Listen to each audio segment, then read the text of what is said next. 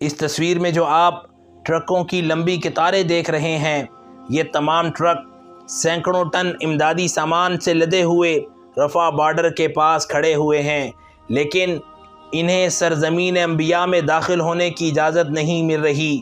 اللہ تعالیٰ ان مصری غداروں کو تباہ و برباد کرے اور ان کے جتنے بھی افراد اس میں رکاوٹ بنے ہوئے ہیں انہیں نیست و نابود فرمائے۔ اللہ تعالیٰ مظلوم فلسطینی مسلمانوں کی داد رسی فرمائے اور جلد سے جلد وہ جو قلت ہے خوراک کی اسے دور فرمائے۔ امت مسلمہ کو احساس ذمہ داری اور ایمانی بیداری عطا فرمائے اور امت مسلمہ کے حال پر رحم فرمائے۔ ہم سب کو اپنے آپ میں جتنا ہو سکے یہ جذبہ پیدا کرنے کی توفیق عطا فرمائے کہ جہاں تک جس طرح ہو سکتا ہے فلسطینی عوام کی امداد کی فکر کریں اور اس میں بڑھ چڑھ کر حصہ لیں۔ کچھ نہیں کر سکتے تو دعاؤں میں ان مظلوم مسلمانوں کو یاد رکھیں۔